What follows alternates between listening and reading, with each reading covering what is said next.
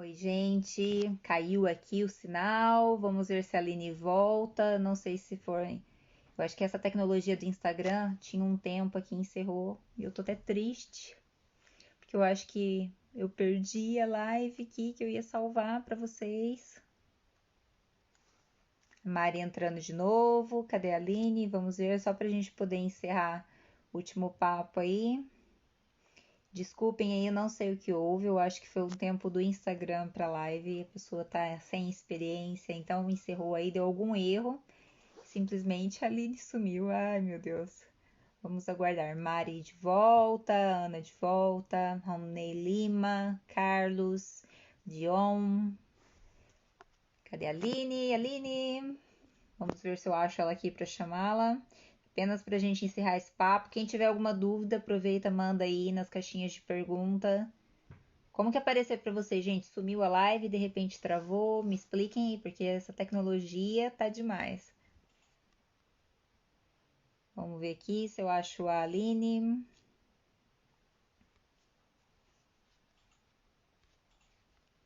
Eu tô achando que o sinal dela caiu. Como vocês puderam ver, até então a Aline mora na Itália, em Schio, na região do Vêneto, e ela estava contando pra gente como é que funcionava a questão das escolas, né? Como funcionava a estrutura escolar, já que o filho dela tem na faixa de 10 anos, no quarto ano, e ela estava contando como é que funciona mais ou menos o sistema escolar. Olha, a Mari colocou, dura 1 hora. E a Karen aqui, a Aline, estava falando mais que isso. Olha, o relógio atrás de mim e eu perdi o tempo. Vamos aqui chamar a Aline de novo. Vamos aguardar aqui, ela está entrando. Tô entrando. No céu, a gente falou 1 hora e eu tô com o relógio aqui atrás de mim, só que como não tá espelhado, eu não consigo ver, né? Do Instagram dura 1 hora. Eu tô muito triste porque eu acho que nem salvou. Deu um erro no meu celular aqui, eu não consegui salvar. Ah, Mas que a Maria pena. acabou de falar que durou 1 hora. Se no último caso a gente vai fazer o outro, depois de novo e outro, e outro. É bom pra gente Ah, aprender. que legal. Mas enfim, Legal. voltando ao que você estava falando sobre o sistema de escola aí, se você tiver como voltar, eu já expliquei pra galera aqui É, tudo que não, você estava. então, não se preocupem assim que as crianças, até porque, né, as crianças de língua portuguesa, elas, em teoria, aprenderiam italiano mais rápido, por Sim, causa da raiz latina e tal. Mas aqui a gente tem que lembrar que vem crianças de todos os lugares do planeta, né? Então, por exemplo, o Davi, pegando a turma dele como exemplo, tem 24 alunos, tem 14 italianos e o resto é estrangeiro, sendo que esses estrangeiros, quando eu digo estrangeiro, o pai e a mãe são estrangeiros, ou seja, ele não tem madrelíngua, ele não tem ninguém madrelíngua italiana na família. sim. E é língua árabe, ou seja, é muito difícil, né? Você lembra que as meninas que tinham, né, que tinham origem árabe ou que vinham de países com uma língua muito diferente do italiano, do português, do espanhol, tinham muito mais dificuldade, né, de aprender. E Tinha as a crianças é base. a mesma coisa. Exatamente. Então, acho que com as crianças é praticamente a mesma coisa, com a diferença que a criança talvez aprenda um pouco mais rápido que a gente, né? Entendi. Mas que adulto. Mas é isso, elas têm, dentro do horário escolar, elas são retiradas da turma para fazer aula de italiano para estrangeiro, né? No caso específica para a Legal, idade delas. legal. Não, é bom assim pro pessoal saber, né? Porque a galera que tá ouvindo aí tem um pessoal que quer vir, né? Vem com família, muitas vezes tá pensando em mudar É. e fica tipo, né? Ó, o que que vai ser com o meu filho? Será que ele vai saber se virar? E muitas vezes a gente vê que as crianças são as que se viram melhor, né? Com a mudança. Mas se adaptam muito Aprende, rápido, inclusive. aprende o idioma primeiro que a gente, né? Que tem a cabeça velha, já não entra. Sim, não, mas eles são umas esponjinhas mesmo, eles aprendem muito rápido e a escola dá essa estrutura, sabe? Inclusive aqui, só por uma questão de curiosidade, no Vêneto, assim, a língua vêneta, né? Que o italiano, ele passa a ser a língua de todo o país depois da unificação, então o italiano é uma língua nova, digamos assim. E Entendi. a língua que eles falavam primeiro aqui era o vêneto, que a gente hoje chama de dialeto vêneto que, Entendi. assim, meu marido, por exemplo, ele só fala com os pais em dialeto. Então, até uma certa geração aqui, eles falam muito mais, a Karen se lembra, né, que eles falam muito mais o dialeto vêneto do que o próprio italiano.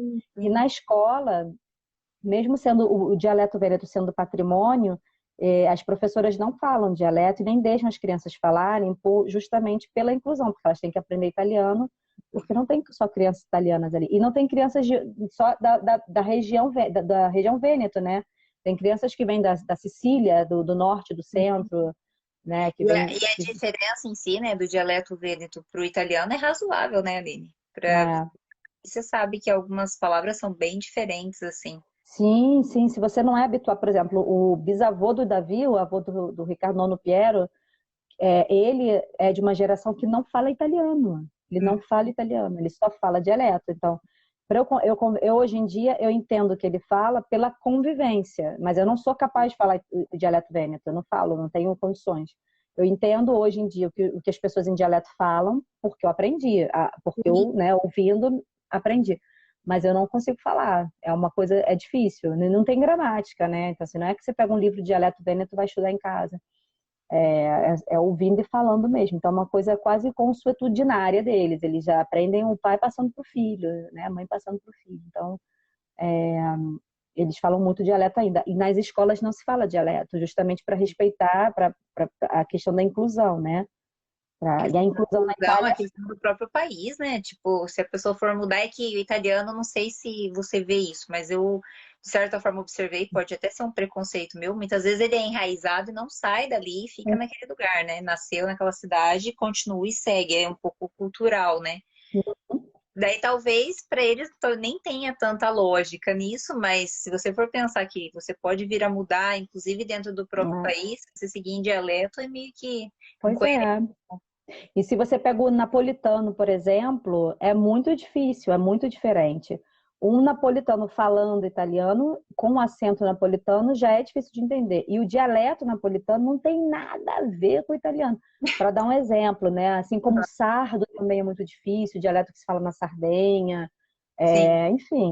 Então, se todo mundo decidisse falar só dialeto, assim, você teria um país com, né, sei lá, com 600 línguas diferentes, né? Então, o italiano precisa ser falado, né, de forma oficial. Mas dentro de casa, cada um, se as famílias continuam falando dialeto, é até bom, assim, é legal porque é uma questão de cultura, de patrimônio, né? O dialeto é uma língua, é considerado um patrimônio deles. Mas Legal. não, tinha uma outra coisa também da escola que eu queria falar, assim, que também para quem pode ser interessante, a Itália foi o primeiro país da Europa a adotar a inclusão como a inclusão 100%, né? Então, as turmas são 100% inclusivas. Você vai ter na mesma turma crianças com autismo, crianças com síndrome de Down, crianças com paralisia cerebral. Não existem turmas separadas para elas, as crianças participam ativamente. Inclusive, a turma dele se divide assim, né? Isso aí também é um exemplo pessoal, não sei se em todas as escolas fazem assim, mas eles têm um colega com um amiguinho com Down, e a cada dia da semana, dois são os tutores, né? Os tutores dele, sentam com ele, aí ajudam a ver se o dever está certo, se escreveu direito, aí fazem os trabalhinhos manuais de artes e tal. Tem as professoras, né? Cada turma tem 3, 4 professoras, então eles têm bastante suporte. E é isso, assim, É legal que o irmão coloca eles na prática mesmo, né? é Eles isso que eu ia falar. A inclusão aqui é inclusão de verdade, não é inclusão tipo, né, deixa as crianças lá jogadas no canto, não. Todas elas participam de todas as atividades. Claro, se elas têm limitações físicas é uma outra coisa, mas mesmo as que têm mais dificuldade de aprendizagem, enfim, não são rotuladas, como eu me revoltei muitas vezes aí, tipo TDAH, hiperatividade, assim, é para eles definirem uma criança que com algum distúrbio de aprendizagem, com algum problema realmente de aprendizagem, que agora não me vem a palavra, o termo técnico, assim, é um trabalho longo, assim, sabe? Nenhuma criança, e eu acho isso muito bonito aqui, eu acho muito legal. Eu, como professora, acho que não é perfeito, têm. mas dentro do que eu entendo de inclusão é o que se aproxima mais. Legal isso. Aline, agora para a gente fechar, já que a gente fala pouco, ainda falei, Aline do céu, vamos tentar falar Vou falar 30 pouco, minutos, 40.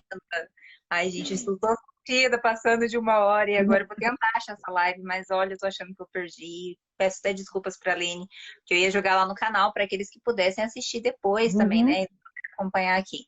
Mas vou jogar esse trecho já para ter uma ideia e depois, quem sabe, né? A gente, se duvidar, chama de novo, Uhum. se de novo, para a gente não errar mais.